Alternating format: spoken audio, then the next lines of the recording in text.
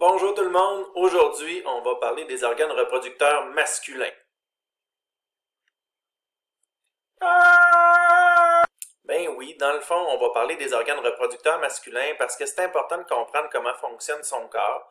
C'est pour ça qu'on va suivre le chemin que suivent les spermatozoïdes dans les organes reproducteurs masculins. Donc, partons d'abord de l'image. Ce qu'on veut voir et comprendre aujourd'hui, on veut suivre un petit peu tout le parcours des spermatozoïdes et tout ça commence juste ici au niveau des testicules.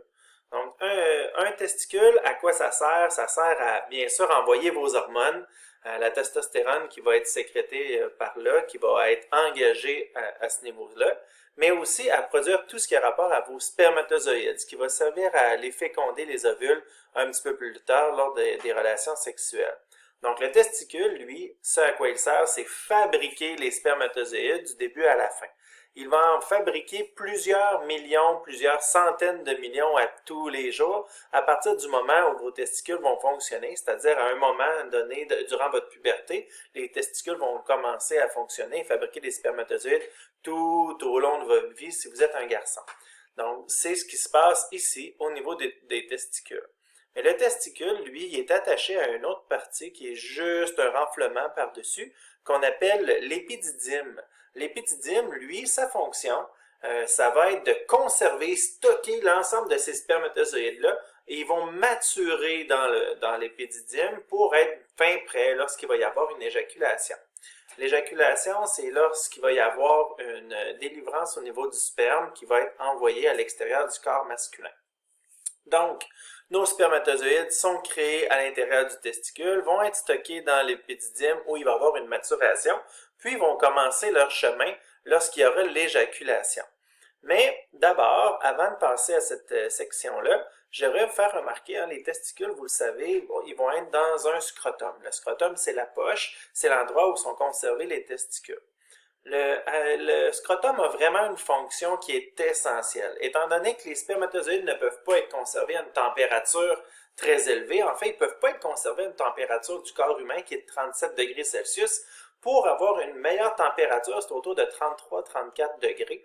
Donc, le corps humain est super bien fait, c'est qu'il va s'assurer que les spermatozoïdes soient à cette température-là en gardant les testicules à l'extérieur du corps humain.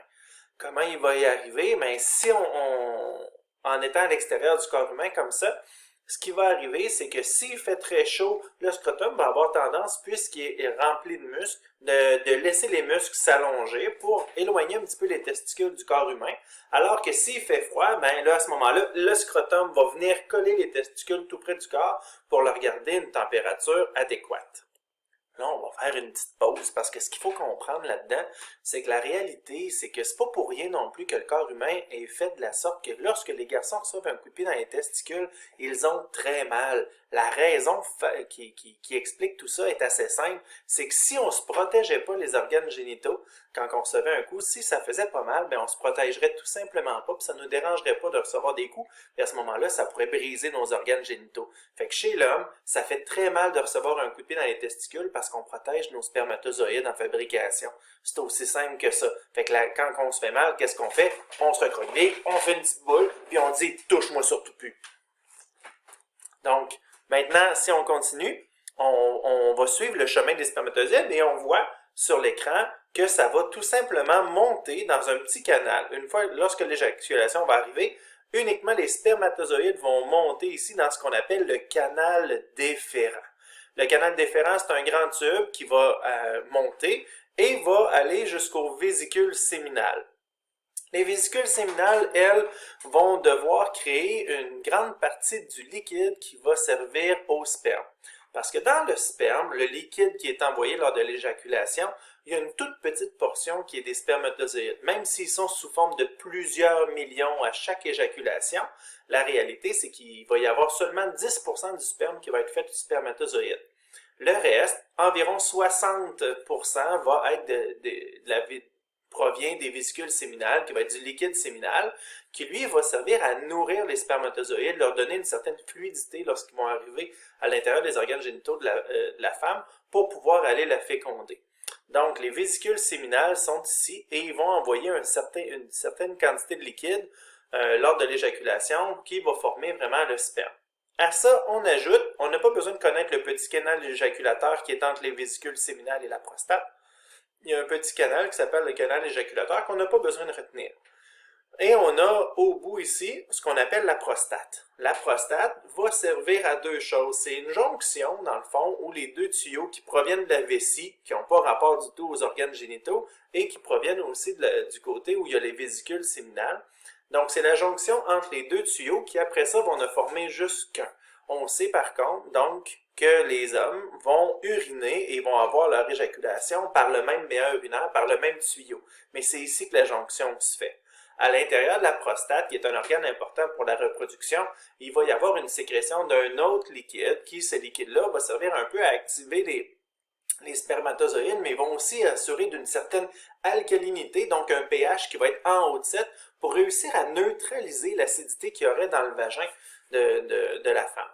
Donc, une fois que ça c'est fait, il va y avoir une autre partie de ce liquide-là qui va servir à faciliter la progression des spermatozoïdes à l'intérieur du vagin pour que les spermatozoïdes qui doivent nager soient capables de se rendre à la bonne place, jusqu'à l'ovule.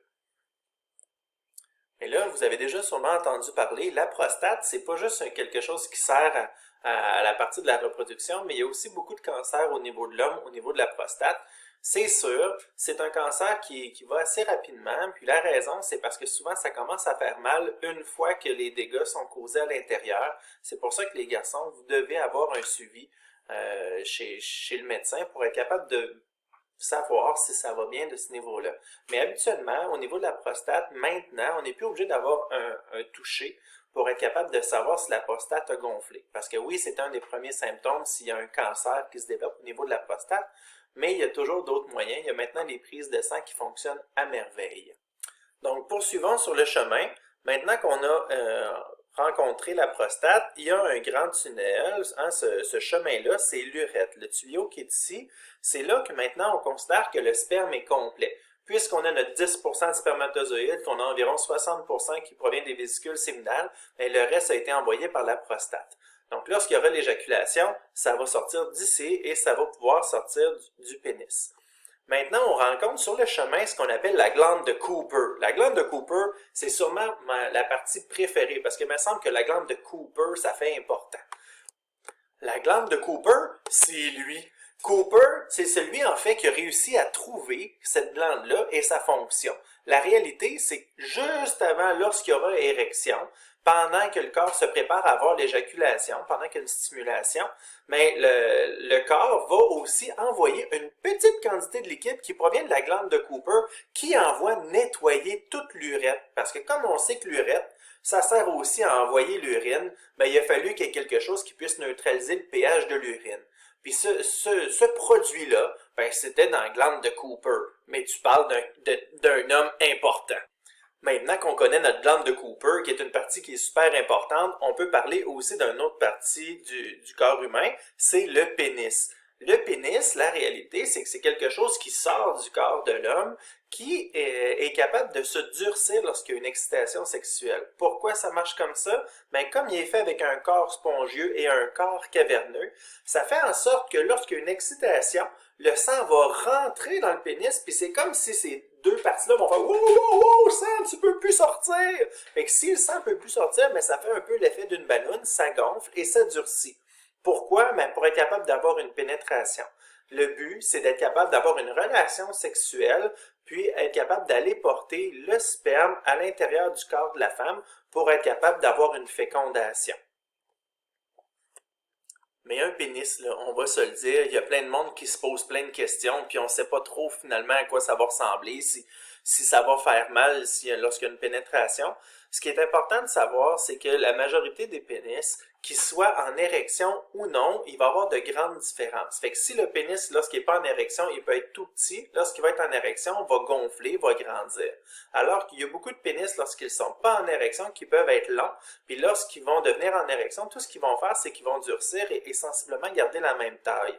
Donc, les pénis, lorsqu'ils ne sont pas en érection, sont très différents, mais lorsqu'ils sont en érection, vont quand même garder des formes qui sont assez similaires. Oui, il y a des différences, mais l'idée, c'est que ça va avoir environ 12 à 15 cm lorsque c'est en érection, qui va permettre d'aller avec la forme des vagins des femmes, donc qui devrait être sensiblement similaire.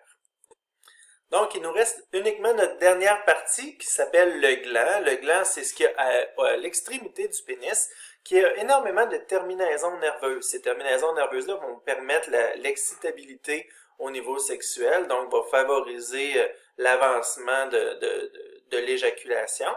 Et ce gland-là est protégé par le prépuce. Le prépuce, c'est une petite peau qui recouvre le gland lorsqu'il n'y a pas d'érection.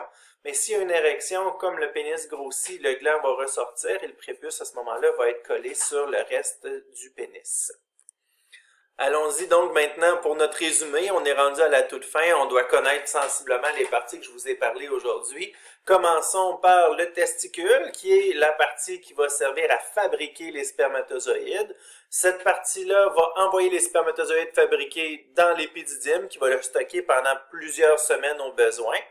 Donc, on sait que tout ça, ces deux organes-là, ces deux parties-là vont être à l'intérieur du scrotum, qui est le petit sac qui sert à gérer la température de nos spermatozoïdes. Lorsqu'il y aura éjaculation, ça va emprunter le canal déférent, puis pour se rendre jusqu'aux vésicules séminales. Les vésicules séminales vont ajouter un liquide au spermatozoïde, qui après ça va être rendu complet pour former le sperme lorsque la prostate va envoyer la deuxième partie du liquide. Donc, on va avoir spermatozoïde, liquide séminal et les liquides qui proviennent de la prostate qui vont former le sperme en entier. Par la suite, comme le sperme va être rendu entier jusqu'ici, il va avoir tout le liquide, tout le sperme qui va suivre le chemin de l'urètre lorsqu'il y aura l'éjaculation, mais pendant l'érection, on se rappelle que la glande de Cooper, c'est une glande qui va envoyer un liquide qui va servir à neutraliser toute l'acidité qu'il y aura à l'intérieur de l'urètre, parce qu'on se rappelle que l'urine va utiliser exactement le même chemin. Donc, la glande de Cooper va envoyer son petit liquide, puis le sperme va suivre à l'intérieur de l'urètre. L'urètre se trouve majoritairement à l'intérieur du pénis, le pénis qui est la partie qui sert à la copulation. Puis, au bout du pénis, il y a le gland qui va servir à donner une excitabilité sexuelle puisqu'il y a énormément de terminaisons nerveuses. Donc, voilà, c'est ce qui conclut notre étude, notre compréhension de l'organe masculin, l'organe reproducteur masculin. J'espère sincèrement que vous avez bien appris plusieurs choses et gênez-vous pas s'il y a des questions pour venir me voir, me poser des questions sous la vidéo. Merci!